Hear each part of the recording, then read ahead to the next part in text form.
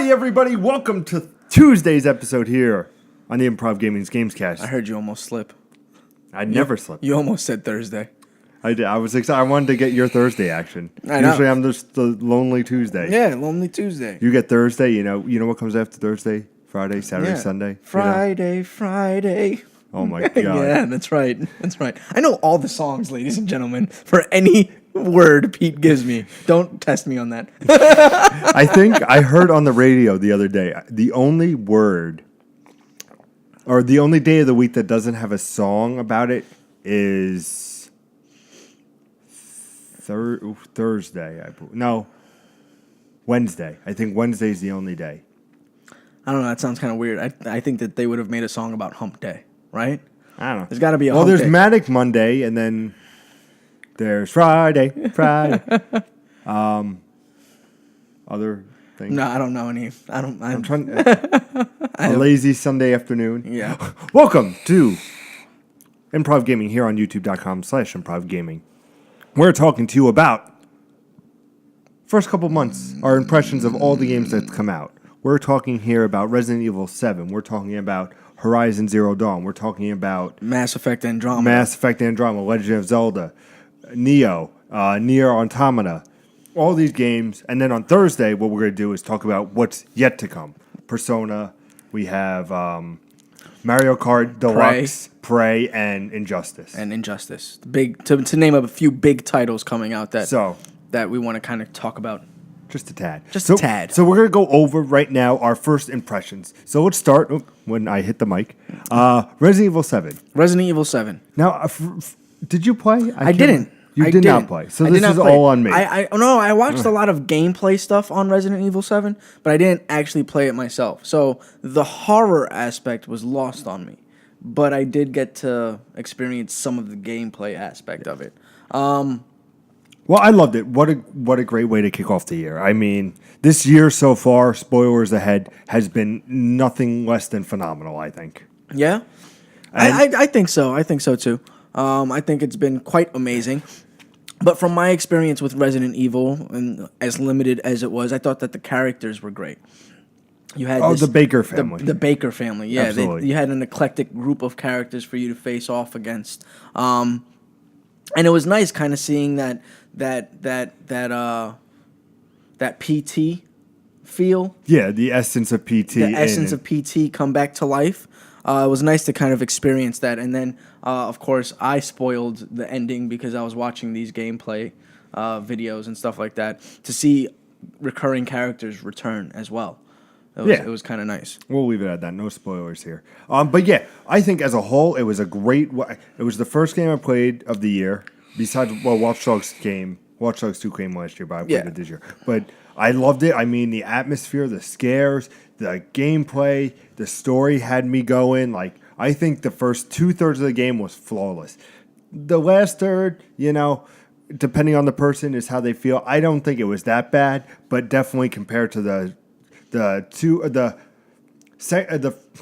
first and second act? The before the first and second act, like, it definitely just boom on all cylinders. And then once you get outside of basically the house that you're drawn to is it's all right. It's all right. The return, as they call it in storytelling, it's the return to the real world with the experiences that you've gained from the weird world.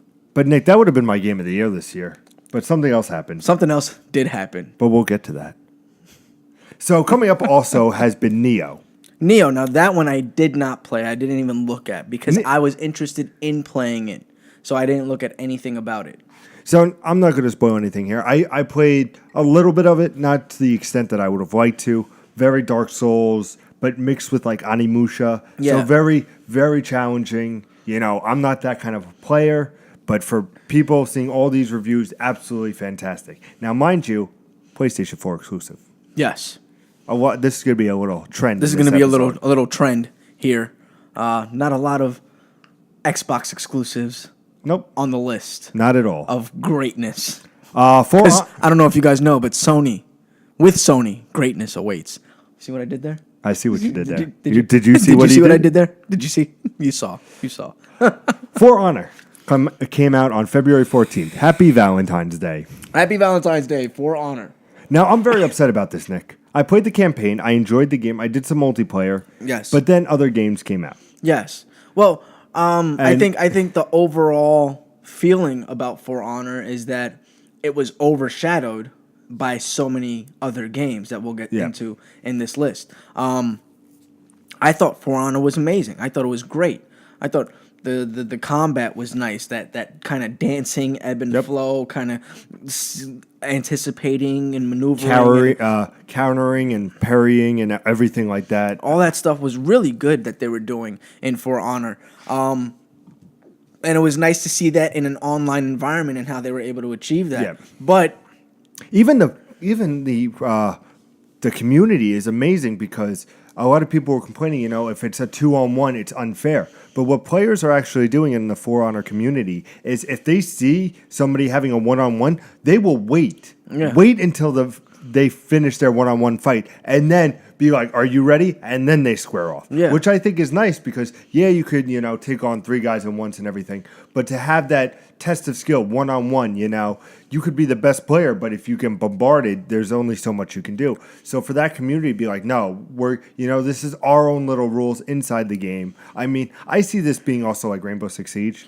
Yeah, where it dies off, but then there's a resurgence, and it continues to hold that steady resurgence numbers. I think once the DLC characters come and everything, people will be like, oh, let me check that out. Because like you said, it came in and probably one of the worst times it could come in. Yeah, it was one of the worst times for Honor to really achieve its level of success that it should have achieved. Yeah, because it is a good game. It is a well-done game. And I think everybody can agree with me when I say that I don't like to give Ubisoft credit for anything, but when credit is due, they've earned it.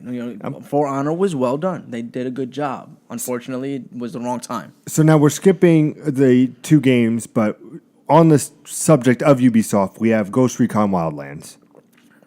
That one I have not played. Now, I have been playing Mass Effect. I have finished Mass Effect. Check out Sunday's show for our full thoughts. But I'm now really getting into Ghost Recon. Okay. And it's nice, and I'm playing it with my buddy, and we're just rocking it. The only gripes I have is the 2 of us will play, but we'll lose 2 AI bots. Gotcha. Which is upsetting, But for the most part, it's just a fun open world. It's like Rainbow Six Siege open world. And I was telling you about this when I saw it at the press conference. I was like, this game, I'm keeping my eye on. Mm-hmm. And I've been enjoying it. And little by little, I've been going through. It's a very big, very open, absolutely fantastic game. That's good. That's good to hear. Because I know how much of a fan you were of Siege, and I remember how excited you got about Wildlands because of that whole aspect that it was like it's Siege but open worlds and covert ops. Like it was. You can plan your attack. Okay, this is fucking awesome. You can wait until night to do nighttime get the night vision, thermal vision. Absolutely fantastic. And then the kind of cooperation that you saw when it was obviously scripted, but it was like that could be possible if you have people that know what they're doing. Absolutely, it's a funny story because I was playing and we ended up joining with 2 other guys, and basically what happened was this guy was so over leveled that we were trying to go to a waypoint and we're like, all right, we got to get a car and drive over, and he goes, oh, I'm just going to call in a helicopter, and boom, here comes a helicopter.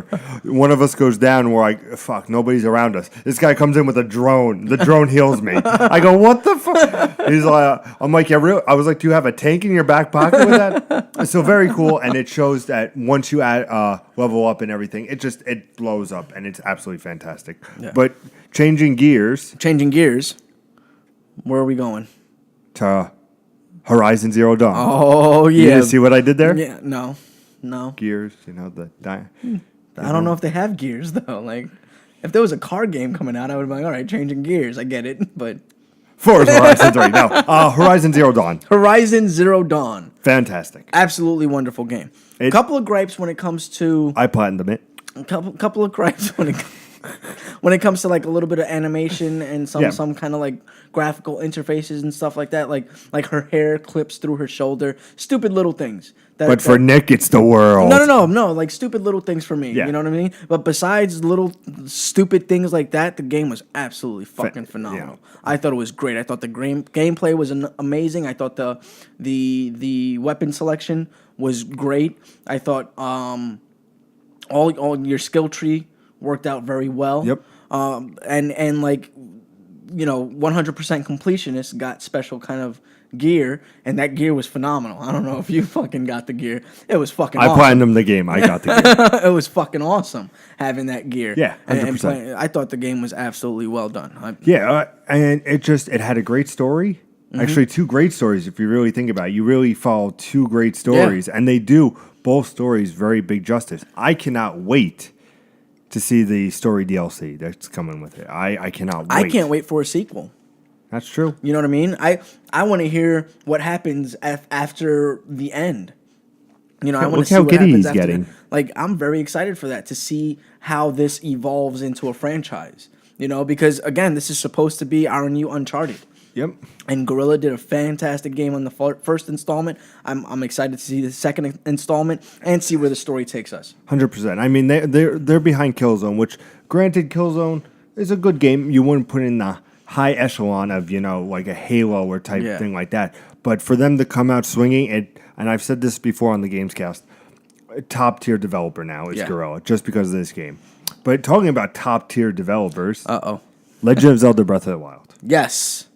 Oh, my goodness. Oh, beautiful game. Beautiful game. Well done. I played a little bit of it as well. Fantastic. I love how it controls. The puzzles are brilliant. And what happens is basically in the beginning of the game, this is not really spoilers, you get a handful of these items, like the magnet or the freeze, and that's it. Then they're like, go wherever Enjoy. you want, Just if you go into the middle, you can, but you'll probably get your ass kicked. But with just these items, you solve all these puzzles. After you face the first, not Guardian. Why am I blanking on the name? I'm not sure. The fourth of the Divine Beast. Okay. Once you face the first one, you use all these. You go inside, spoilers, to them, and you you have to solve all these puzzles, but you use all these different mechanics, and just playing it, I'm like, this is fascinating. Like, just how everything works. And I mean, the gameplay is second to none. I mean, you can go over and be like, okay, I died here, but let me figure out how I'm going to go about this and change. I really want that chest. How am I going to get that but survive? It's just, it makes you think. It's a great open world. And I mean, what I like about it is that they just kind of plop you in the middle of somewhere and just go, you get to discover this place just like the character. Yep. So it takes you to a further depth of immersion than any other game, because every other game it's like, hey, here's your first mission. Hey, here's your second quest. Hey, here's your third mission. You have one objective, and that's, defeat Phantom Ganon. Yeah, that's it. And that's pretty much it, right? Like, defeat Calamity Ganon, and you figure out how to do it. Yeah. Right? They don't even tell you where the Master Sword is. For the longest time, people didn't know if the Master Sword was in. Stellar game. If you have not played it, it is a must. Now, people can get it on the Wii U. Yes. Don't. I've heard not to. No. I mean, maybe as a collector, you should, but this is born to play on the Switch, especially on the go. This is a Switch game. This is designed to be on the go. This is designed to be, and from what I understand, it's better portable. Yeah. Much better portable. I've heard so many people in the games industry play it half on their TV and half in handheld mode. Yeah. They're like, because that's just how it is, So we're running a little bit long on this video, so we have one last game to talk about. Mass Effect Andromeda. Mass Effect Andromeda. As of recording this, we have both finished it. We have both finished the game completely. Well, not platinum. No. But I'm not playing anything in Mass Effect. Don't worry about that. We go much more into depth on Sunday's episode. You could check out here on the channel. But Mass Effect Andromeda, in a nutshell. Disappointing, but entertaining. Good. Not great. Good. Yeah. Disappointing because I'm I'm like a huge fanboy for Mass Effect. Entertaining because, okay, all right, I get it. Sounds good. I mean, they're not the Reapers. Yeah. Yeah, I know. But I did like this crew. Who are the Remnant? I did like this crew. Yeah, the crew was pretty good. I did enjoy. I don't know who you rocked with the whole time, but I rocked with Cora and Liam the entire time. Really? Cora and Liam the entire time. I did Cora and Drek. Yeah? I didn't. Well, yeah, you love your. You know what I did? spoilers. I gave. Oh no, I didn't. I was going to give. I was gonna give the Krogren the ambassadorship. Really? I was gonna do it because I was like, the Krogren have been shat on the entire Milky Way. You know, like let them start anew in the Andromeda Galaxy. This is a new, fresh start for everybody. You know what I'm saying? So I was like, yeah. And then I was like, but it's Krogan, and the Krogan just laughed at that. So maybe I shouldn't do that. We'll go, of course, more into Mass Effect in the beginning of our Sunday live show. Yeah, that's about it. That's the big stuff that's come out. Yeah. I mean, you have little stuff like snipper clips that came out. Yeah, nothing major. Like, these are the big titles that was highly anticipated. And you know what? This first couple of months of this year, jam-packed. Yeah. A lot of shit there. Yeah, absolutely. A lot of shit. And on Thursdays, like I said, we have Prey coming, and we'll go more into it. Prey, we have Injustice 2, Persona. People could say that it's out. It is out now as of you seeing this, but we're counting it as the later half. There's also What Remains of Edith Finch, Full Throttle Remastered. You have all these things. And shout out today to Parappa the Rapper Remastered that's out. Yeah, that's Parappa the Rapper Remastered. I almost picked it up the other day. Did you really? I almost did. I was never going to pick that game up. I know you were. I didn't even like it as a kid. If you didn't know, I'm joined with the best ponytail in the business. It's fabulous. It's Mr. Nicholas De Jesus. How's it going tonight, ladies and gentlemen? And I'm joined with the host with the most, Mr. I'm Wondering himself. With the Kango cap in tow, it's Mr. Peter Anderson. What's up, guys? We are Improv Gaming. We come to you live every Tuesday and not live, but not live every Tuesday and Thursday. We come to you every Tuesday and Thursday. We come to you live every Sunday at 6 p.m. Eastern Standard Time, where we go over the top news stories of the week. We go over new releases, which was a doozy on Sunday, and Nick wanted to kill me. You should check that out. And of course, topic of the show. And then Tuesday, Thursday, we have little 10 to 15 minute chunks about games. We also do Let's Plays, a whole bunch of shit. Check it out on the channel. So if you're new, make sure you hit that subscribe button, like the video, comment below, let us know your thoughts. And as always, game on.